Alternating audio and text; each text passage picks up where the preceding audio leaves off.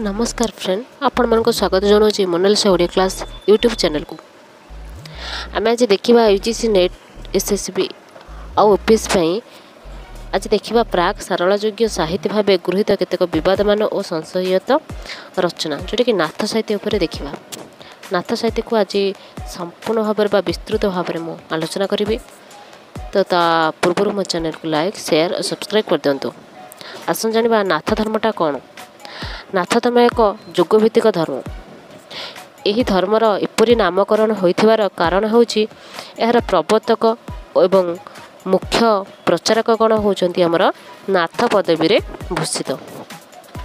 जेकोसी जातिर लोक होता ना कहीं ए धर्म ग्रहणकारी निजर कौलिक संज्ञा परिहार करी नाथ संज्ञा सी ग्रहण करिथांती। बुझिपाइले नाथ शब्दर साधारण अर्थ होछि स्वामी बा भक्त बा प्रभु बोली कह जाए। नाथ शब्दर साधारण अर्थ होछि कोन स्वामी बा प्रभु।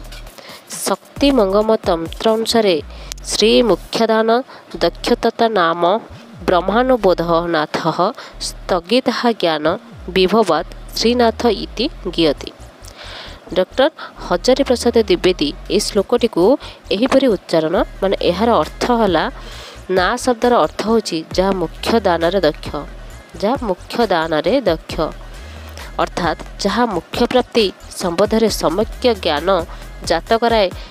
थ शब्दर अर्थ होछि अज्ञानर दूरीकरण अर्थात नाथर आश्रय नाथ धर्मर साक्षात्कार होइथाए एवं अज्ञानर माया अवरोध होइथाए। एटा होछि नाथ संप्रदाय। ख्रीष्टीय 1200 शताब्दी सुधा नाथ धर्म ओडिशा तथा भारत रे अन्यान्य अंचल को परिव्याप्त होइथिला। एही धर्मर उत्पत्ति हैला संपर्क में बहुविध मत देखा जाए। यहाकू बौद्ध सहजिया एवं सिद्ध संप्रदाय एक विकसित तथा शक्तिशाली रूप भाव में केते जन ग्रहण मध्य करछन्ति।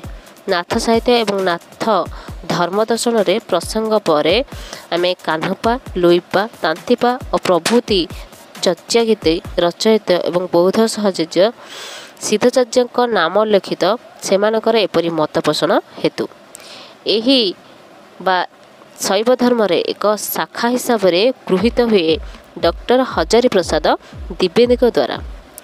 जोगनाथ धर्मर प्रधान उपासना पद्धति एवं जोगेश्वर जोटा कि शिव प्रधान उपास्य देवता होथिबारु एहार अभिमत मध्य सृष्टि होइछि। आचार्य ख्यातिमोहन सेन जोटा कि ऑन हिंदुइज्म जोटा कि पुस्तक रे नाथ धर्म को वैदिक सभ्यतार पूर्वरु प्रचलित थिबा और परवर्ती काल रे बौद्ध जैन हिंदू धर्मर संस्पर्श रे आसी परिवर्तित नीति नियम धारण करिथिबा कथा प्रकाश मध्य करिसंती। किए आमर आचार्य ख्यातिमोहन सेन। अध्यापक आमर एपी कर्मकर जोटा कि एही धर्म को आज्यतर व्रता बा शैव धर्म रे एक शाखा रूपे ग्रहण करछंती।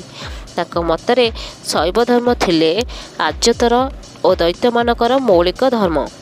एमाने शिव होउछंती मातृशक्ति बा अंबा बा दुर्गा को नहीं कार्तिकेय गणेश और लिंग को मुख्य देवता भाव में उपासना करुथिले। वैदिक आर्य अवैद्य एवं ब्रात्य मानक बा वैदिक आर्य माने भारतीय प्रत्न वैदिक आदिवासी मान को ब्रात्य बोली कहूथिले। संस्कृत रे समन्वय घटिबा फल रे उभय गोष्ठीर देवदेवी समन्वित स्वरूप प्रकाशित हैला एवं ब्रात्य देवता एवं शिव वैदिक देवता रूप बा रुद्र एक अभिन्न भाव में गृहीत हेले। क्रम विकास पथरे एही समन्वित शैव धर्म को बहु शैव संप्रदायर सृष्टि संभव हैला। नाथ धर्म एहीपरि एक शैव संप्रदाय बा शैव धर्मर शाखा। एहीपरि एक प्राचीन ऐतिहासिक संबलित धर्म को बौद्ध धर्मर सहज साधनार परिवर्तित रूप बोली प्रकाश पाइथिबा मतगुड़ी को आदौ यथार्थ नुहे बरं बिना द्वैधारे कह जाय पारे त्याग जोग सन्यासी आधारित एही धर्म बौद्ध सहजिया मानकर जौन व्यभिचारीर प्रतिक्रिया स्वरूप सृष्टि होइछि। गोरेख संहितारे आमर लेखा अछि जे गोरेखनाथ नाथ धर्मर प्रवर्तक अटंती। आमर नाथ धर्मर प्रवर्तक होउचंती गोरेख संहिता बा गोरेखनाथ। नाथ संज्ञाधारी जोगी जाति तांक ठारू जाति जात ବିନ୍ଦୁନାଥ, ମୀନନାଥ, ଗୋରେଖନାଥ, ଛାୟାନାଥ, ସତୀନାଥ ପ୍ରମୁଖ ନାଥ ମତବାଦର ବିଶିଷ୍ଟ ମହାତ୍ମାଗଣଙ୍କ ଦ୍ୱାରା ନାଥ ଧର୍ମ ପ୍ରଚାରିତ ହୋଇ ପରିବ୍ୟାପ୍ତ ହୋଇଛି। ଆମେ ଜାଣିଲେ ନାଥ ଧର୍ମ କ'ଣ? ଏଇଟା ଗୋଟେ ଯୋଗଭିତ୍ତିକ ଶବ୍ଦ।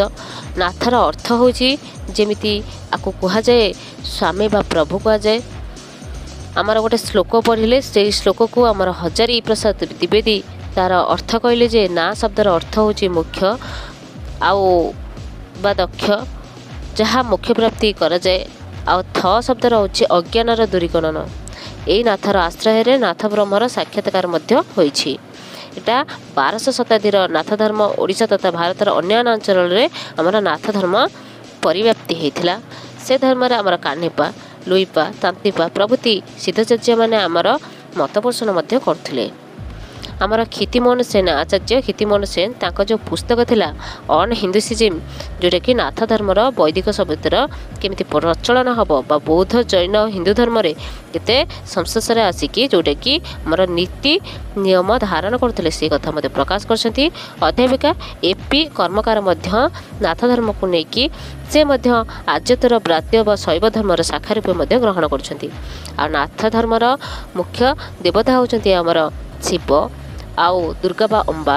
କାର୍ତ୍ତିକେୟ ଗଣେଶ ଲିଙ୍ଗକୁ ସେ ମୁଖ୍ୟ ଦେବତା ଭାବରେ ଉପାସନା କରୁଥିଲେ। ତାପରେ ଆମେ ଦେଖିଲେ ଯେ ଆମର ନାଥ ଧର୍ମର ପ୍ରବର୍ତ୍ତକ ହେଉଛନ୍ତି ଆମର ଗୋରେଖନାଥ, ଯିଏକି ନାଥ ସଙ୍ଗେ ଧରି ବା ଜାତି ତାଙ୍କଠାରୁ ଜାତ। ଆମେ ବିଭିନ୍ନ ପ୍ରକାର ନାଥ ଦେଖିଲେ ଆମର ବିନ୍ଦୁନାଥ, ମୀନନାଥ, ଗୋରେଖନାଥ, ଛାୟାନାଥ, ସତୀନ୍ଦ୍ରନାଥ। ଏହିପରି ଭାବରେ ଆଜି ଆମର ନାଥ ଧର୍ମର ବିସ୍ତୃତ ଭାବରେ ଆଲୋଚନା କଲେ। ତ ତା ସହିତ ଯଦି ଏ ଭିଡ଼ିଓଟି ଭଲ ଲାଗିଥାଏ, ଆପଣମାନଙ୍କୁ ମନକୁ ଛୁଇଁଥାଏ, ତାହେଲେ ମୋ ଚ୍ୟାନେଲକୁ ଲାଇକ୍, ସେୟାର, ସବସ୍କ୍ରାଇବ୍ କରିଦିଅନ୍ତୁ। ଯଦି କିଛି ବି ତ୍ରୁଟି ଥାଏ ତାହେଲେ ଆପଣମାନେ ମୋତେ କ୍ଷମା ମଧ୍ୟ କରିଦେବେ। ଯଦି ଭଲ ଲାଗିଥାଏ ତାହେଲେ କମେଣ୍ଟ ମାଧ୍ୟମରେ ଜଣାଇବାକୁ ଅନୁରୋଧ।